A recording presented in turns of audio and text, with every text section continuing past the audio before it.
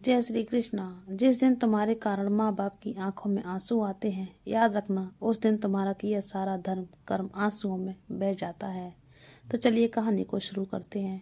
सुबह से काम करते करते शांति जी बहुत थकावट महसूस कर रही थी, इसीलिए थोड़ी देर के लिए टीवी के सामने बैठ गईं और बड़े शौक से अपना पसंदीदा कार्यक्रम देखने लगी। दिन भर के काम से थोड़ी देर के लिए समय निकालकर टीवी देखना उन्हें अच्छा लगता था। उनके पति राजेश जी भी वहीं पास में बैठे अखबार पढ़ रहे थे।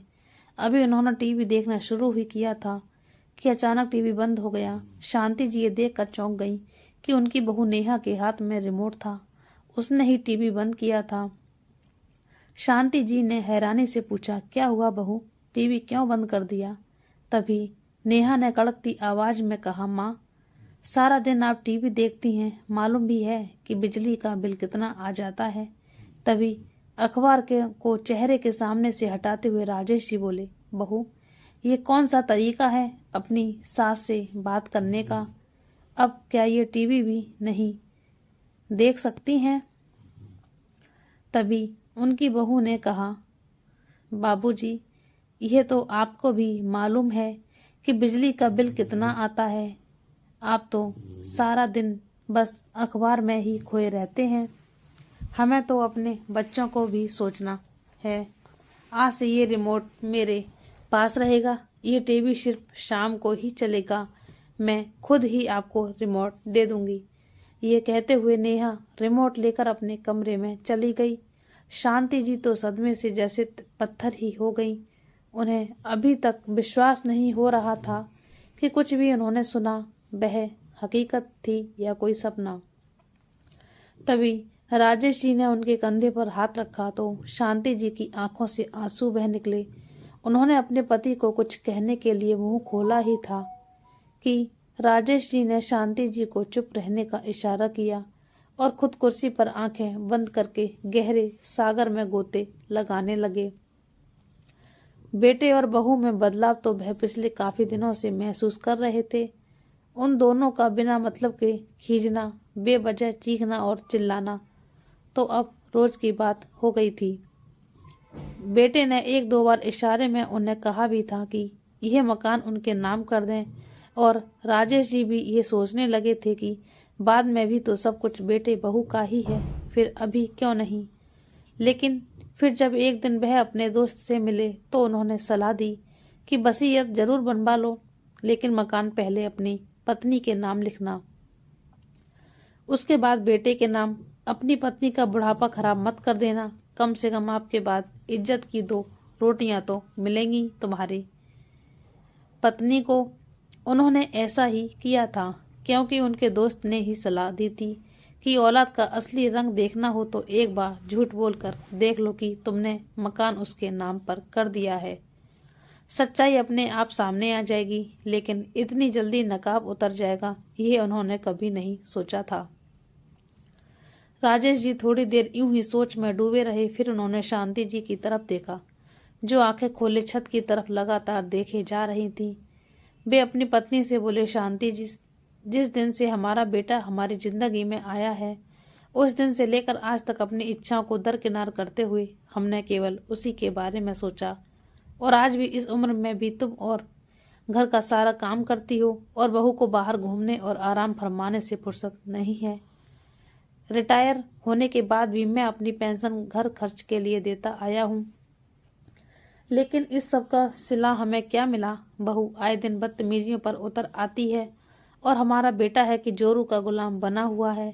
बस हुआ शांति, अब मुझे लगता है कि हमें अपने लिए भी जीना चाहिए। फिर शांति जी बोली, क्या मतलब? शांति, बहुत समय से मेरी कहीं घूमने जाने की इच्छा है।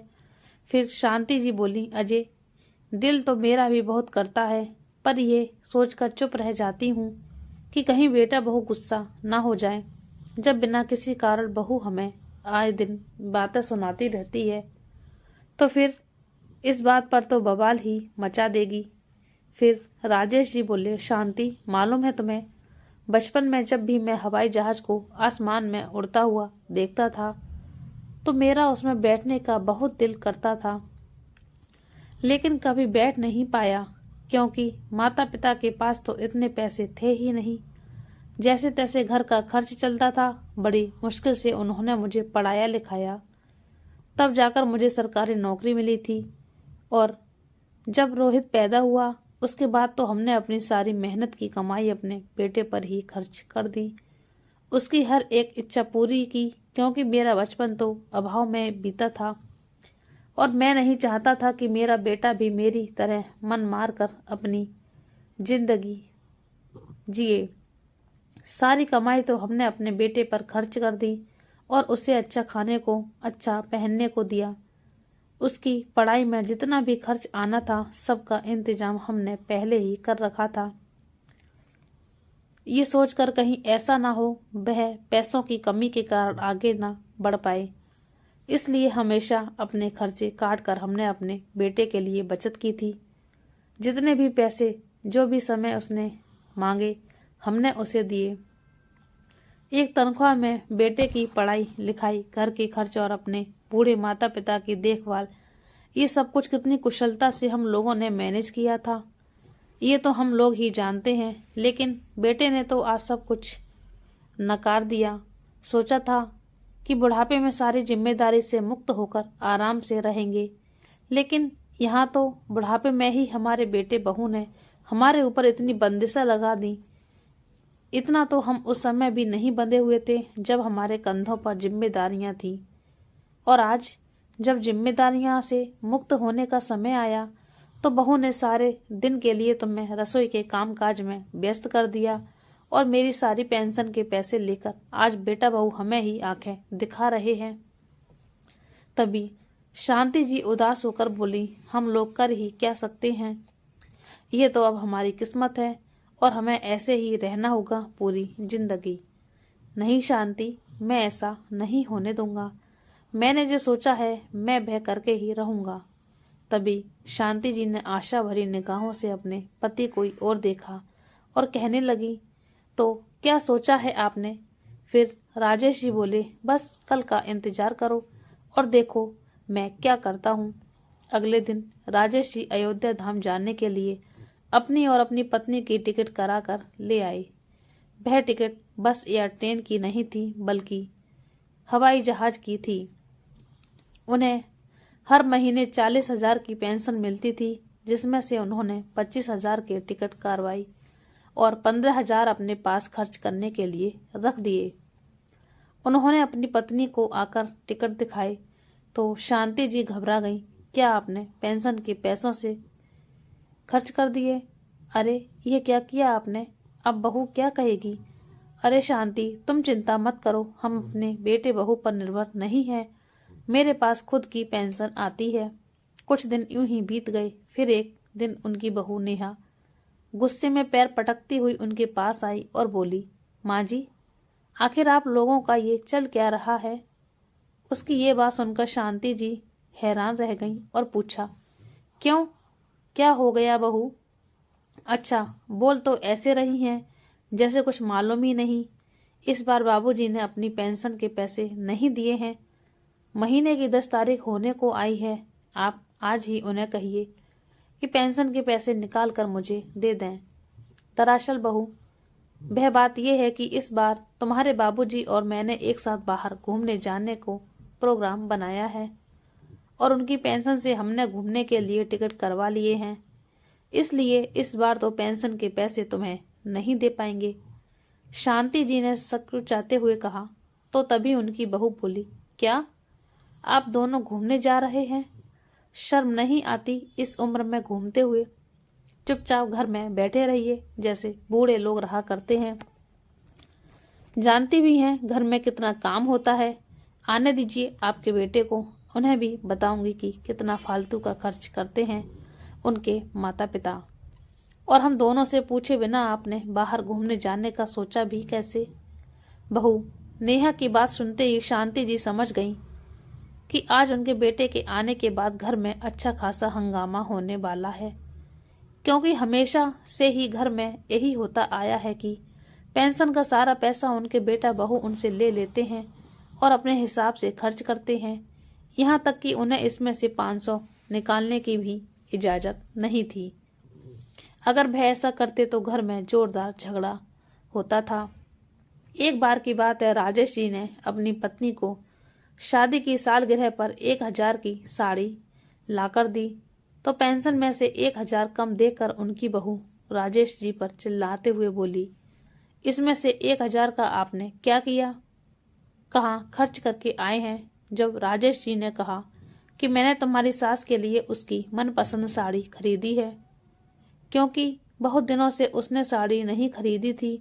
जब भी मैं उसके लिए साड़ी खरीदने लगता था तो बहू कहती थी कि मेरे पास बहुत ही साड़ियां हैं, लेकिन जब पहनने की बारी आती थी तो एक भी अच्छी साड़ी नहीं दिखती थी। इसलिए सोचा कि उसके लिए एक साड़ी खरीद दूं। उसी समय नेहा बोली, क्या साड़ी खरीदने में 1,000 खर्च कर दिए? इस उम्र में आप लोग एनिवर्सरी गिफ्ट दे रहे हैं एक दूसरे को। जरा सोचिए, घर में छोटे बड़े कितने खर्चे होते हैं। बिजली, पानी, राशन, सबका बिल हमें देना पड़ता है। लेकिन आप लोगों को भी क्या पता कि शहरों में रहना कैसा होता है। पूरी जिंदगी तो गांव में रह रहे हैं। इस वाकया को याद करते करते शांति जी मन ही मन घबराती जा रही थी कि जब बहू ने 1,000 के पीछे इतना हंगामा खड़ा कर दिया था तो अब तो पेंशन के सारे पैसे ही टिकट पर खर्च हो गए हैं। शाम को जैसे ही शांति जी का बेटा रोहित घर लौटा तो नेहा ने उसे सब बता दिया। रोहित उसी समय आग बबूला होते हुए अपने कमरे से बाहर आया और गुस्से से चिल्लाने लगा, इस महीने की 10 तारीख हो गई है और आपने अभी तक पेंशन के पैसे नहीं दिए। और तो और बिना हमसे पूछे सारे पैसे खर्च कर दिए। अब इस महीने के राशन का खर्चा कैसे चलेगा? और इतना फालतू का पैसा खर्च करने की क्या जरूरत थी? बुढ़ापे में घूमने का शौक चढ़ा है। अरे आराम से घर पर नहीं रह सकते, ज्यादा ही घूमने का मन था तो पास के मंदिर में घूम आते। मैं आप लोगों से कह देता हूँ, अगर आपने पेंशन के पैसे नहीं दिए तो। इतनी बात सुनते ही राजेश जी ने का चेहरा गुस्से से लाल हो गया और रौबदार आवाज में जोर से बोले, तो क्या बेटा, बस बहुत हो चुका। तुम्हें बस हमारा घूमना ही दिखाई देता है, अपने फालतू के खर्चे नजर नहीं आते। बहू आए दिन नए से नए कपड़े खरीद कर लाती है, पार्टी करने जाती है। तुम लोग हर रविवार को बाहर खाना खाकर आते हो, उसका क्या? और तो और हमारा टीवी देखना भी तुम लोगों को गवारा नहीं। तुम्हारी पत्नी ने हमारी टीवी देखने का समय तक निर्धारित कर दिया। अरे बूढ़े हुए हैं, मर तो नहीं गए हम लोग। हमारा भी दिल करता है अपनी इच्छा से कुछ करने का, कहीं जाने का, अच्छा खाने का। हमारे कहीं जाने से तुम्हारे खर्च बढ़ जाएंगे, लेकिन तुम्हारे बाहर घूमने से, पिक्चर देखने जाने से, बाहर का खाना खाने से खर्च नहीं बढ़ते क्या? अपने ऊपर तो खूब खर्च करते हो, लेकिन माँ बाप ने जरा सा खर्च कर लिया तो भड़क पड़े। भूल गए कि 2 महीने पहले ही तुम लोग विदेश घूम कर आए हो। तो क्या हवाई जहाज की टिकट मुफ्त में आती है? साल में 2 बार तुम बाहर घूमने जाते हो। क्या कभी हमने रोक टोक किया कि तुम कहाँ जा रहे हो, कितना खर्च कर रहे हो? फिर आज अपने घूमने के लिए जरा सा पैसा हमने खर्च कर दिया तो तुम्हें तकलीफ होने लगी। फिर रोहित बोला, पिताजी, अपने घूमने के लिए मैं आपसे पैसे मांग कर नहीं खर्च करता हूँ, खुद पैसा कमाता हूँ और उस पैसे से हम लोग घूमने जाते हैं। तो बेटा, मैं भी अपने पेंशन के पैसे से ही घूमने जा रहा हूँ, मैंने तुमसे पैसे नहीं मांगे। अपने पिता का ये जवाब पाकर रोहित गुस्से से तमतमा गया और बोला, ठीक है बाबूजी, अगर आपने घूमने जाने का प्लान बना ही लिया है तो इतनी बात समझ लीजिए कि इस घर में रहते हुए मैं आपको फोकट का नहीं खिलाऊंगा। खर्चे के लिए पैसे तो आपको देने ही पड़ेंगे, नहीं तो आपको रोटी नहीं मिलेगी। मेरे पास इतना पैसा नहीं है कि आप लोगों का खाना पीना भी निकालूं और आप लोगों के घूमने फिरने का खर्चा भी। इतना कहकर रोहित अपने कमरे में चला गया। तभी उनकी बहू नेहा बोली, कभी सोचा भी है कि आपका बेटा दिन भर कितनी मेहनत करता है और फिर 2 पैसे घर लेकर आता है।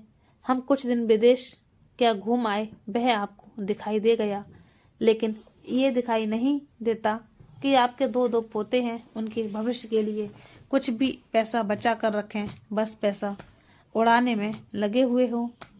इस बुढ़ापे में अब कहीं घूमने जाने की जरूरत नहीं है। चुपचाप घर पर रहिए और घर की रखवाली करते रहिए। और वैसे भी इस उम्र में बाहर घूमने जाएंगे तो घूमने के चक्कर में कहीं बीमार होकर आ गए तो मैं आप लोगों की सेवा नहीं करूंगी, फिर पड़े रहिएगा एक कोने में। क्यों बहू, घर में रहकर तुम्हारी सास क्या दिन भर काम नहीं करती है? बाहर घूमने जाएगी तब तुम्हें लगता है कि वह बीमार हो जाएगी।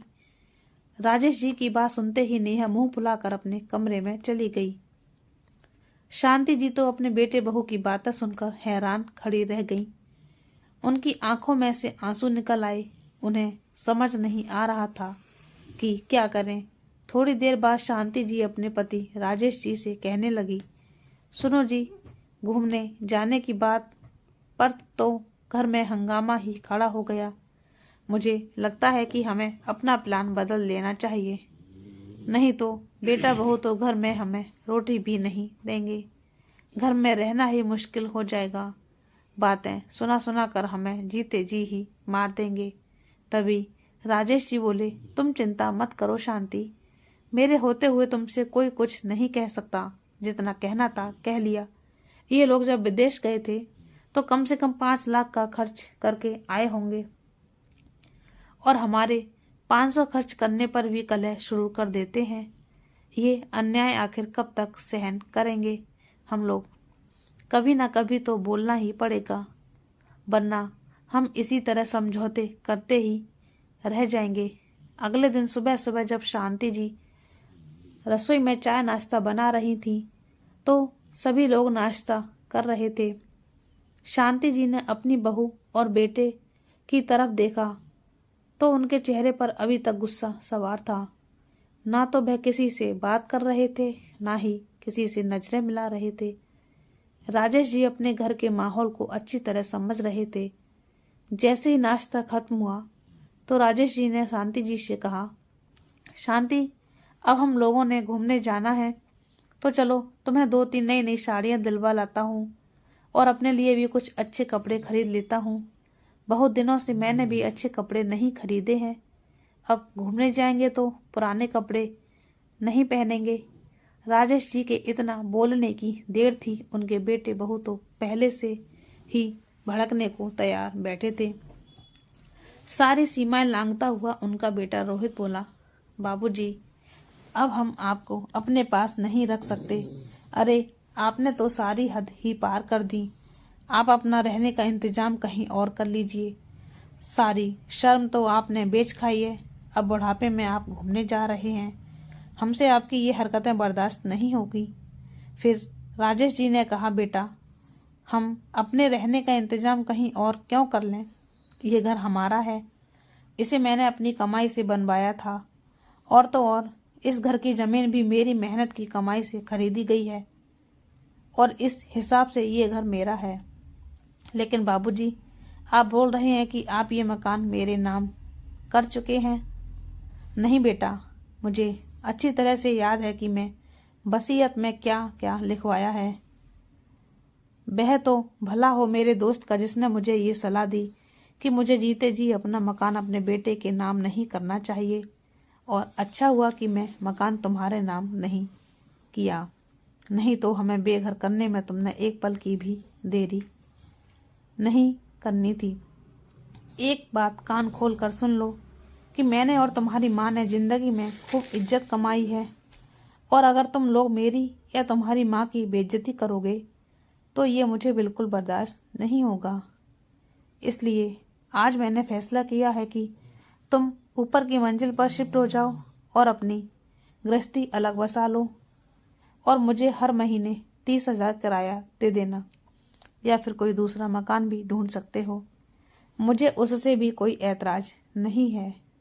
आज महीने की 20 तारीख है, तुम्हारे पास 30 तारीख तक का समय है, सोचकर जवाब दे देना। मैं उसी हिसाब से आगे के बारे में सोचूंगा।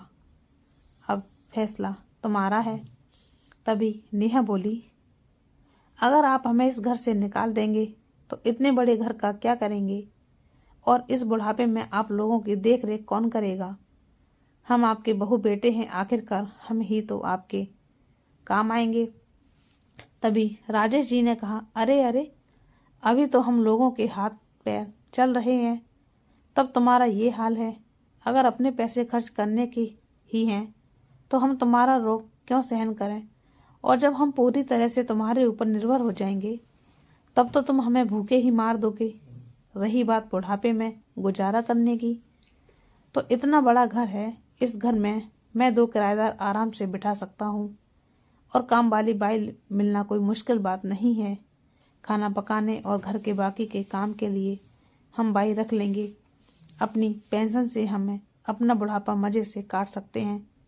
तुम हमारे बुढ़ापे की चिंता मत करो बहू। ये बात सुनकर रोहित और नेहा दंग रह गए। चलो शांति, हम शॉपिंग करने चलते हैं, कहते हुए राजेश जी ने अपनी पत्नी का हाथ पकड़ा और बाजार चले गए। राजेश जी का ये जवाब सुनकर उनके बेटे और बहू के पैरों तले जमीन खिसक गई। उन्हें यकीन नहीं हो रहा था कि उनके पिताजी ऐसा भी कुछ कर सकते हैं। शाम के समय वे अपने लिए अपने मनपसंद कपड़े खरीद कर ले आए, लेकिन उनकी बहू नेहा ने अब शांत रहना ही उचित समझा। उसे समझ आ गया था कि यदि अब वह कुछ कहेगी तो उसके ससुर 2-4 बातें उसे और सुना देंगे। अगले दिन राजेश जी और शांति जी को हवाई जहाज में बैठकर अयोध्या धाम की यात्रा पर जाना था, जिस कारण वह बहुत खुश थे, क्योंकि वह पहली बार अपना हवाई जहाज में बैठने का सपना पूरा करने जा रहे थे। सुबह के समय वे दोनों तैयार होकर अपनी बैग लेकर जैसे ही बाहर निकलने लगे तो अपने बेटे और बहू को आवाज देते हुए कहा कि हम 10 दिन के बाद आएंगे, तब तक तुम अपना इंतजाम कर लेना। इतना कहकर वे दोनों एयरपोर्ट के लिए निकल गए। एयरपोर्ट पर हवाई जहाज को देखकर वे अंदर ही अंदर बहुत खुशी महसूस कर रहे थे और अपनी पत्नी से कहने लगे कि जहाज तो सच में बहुत बड़ा होता है। जब आसमान में उड़ते हुए देखा था तो ऐसा लगता था कि ये बहुत छोटी सी चीज है, लेकिन आज सामने से देखने में पता लगा कि ये असल में कितने बड़े होते हैं। जब वे दोनों अयोध्या धाम पहुंचे तो वहां पहुंचकर उन्होंने मंदिर में दर्शन किए और फिर आसपास की जगह पर घूमने निकल गए। शांति जी उन्हें कहने लगी कि वाकई ये दिन हमारी जिंदगी के सबसे अच्छे दिन हैं, जब हमें एक दूसरे के साथ इतना अच्छा समय व्यतीत करने को मिल रहा है। फिर राजेश जी बोले, शांति, हम बूढ़े हो गए हैं तो क्या हुआ, अरमान तो हमारे दिल में भी है ना। बुढ़ापा आने के साथ हमारी इच्छाएं मर तो नहीं गई ना। अच्छा खाने की, अच्छा पहनने की और घूमने की इच्छा तो हमारे दिल में भी है, लेकिन आजकल के बच्चों को लगता है कि बुढ़ापा आ गया है तो जिंदगी ही खत्म हो गई है। ये तो भगवान का शक है, शुक्र है कि अभी हम पेंशन मिलती है। आज इसी पेंशन के दम पर मैं अपने बच्चों के सामने बोल पाया हूँ, लेकिन मुझे तो उन माँ बाप के बारे में सोच सोच कर चिंता होती है जो सब कुछ अपने बच्चों पर लुटा देते हैं और बुढ़ापे के लिए कुछ भी अपने पास नहीं रखते। कैसे वह लोग अपना बुढ़ापा काटते होंगे जब उनके बच्चे एक एक चीज के लिए उन्हें मोहताज कर देते होंगे। अयोध्या धाम तो बहुत दूर की बात है, हमारा बेटा तो हमें आज तक पास के किसी मंदिर में भी नहीं लेकर गया। खैर छोड़ो इन सब बातों को शांति, हम यहाँ आराम से कुछ दिन बिताएंगे और फिर घर जाएंगे। देखते ही देखते 10 दिन बीत गए। उसके बाद जब वे लोग घर वापस आए तो उन्हें देखते ही रोहित और नेहा तुरंत उनके पास दौड़े दौड़े आए और उनके पैरों में गिर गए और बोले, बाबूजी हमें माफ कर दीजिए, हमसे गलती हो गई है। आपको जैसे इस घर में रहना हो आप वैसे रहिए, जहाँ आपका घूमने का मन हो वहाँ घूम कर आइए, लेकिन हमें इस घर से मत निकालिए। हम इस घर को छोड़कर कहाँ जाएंगे।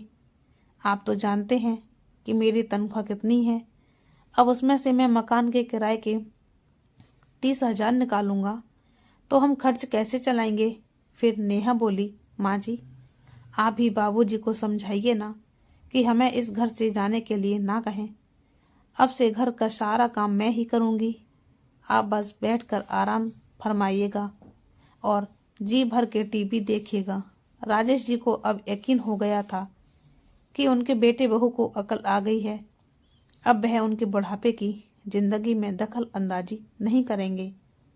तो उन्होंने कहा कि ठीक है बेटा, अगर तुम इस घर में रहना चाहते हो तो मेरी भी एक शर्त है, मैं अपनी पेंशन के पूरे पैसे तुम्हें नहीं दूंगा।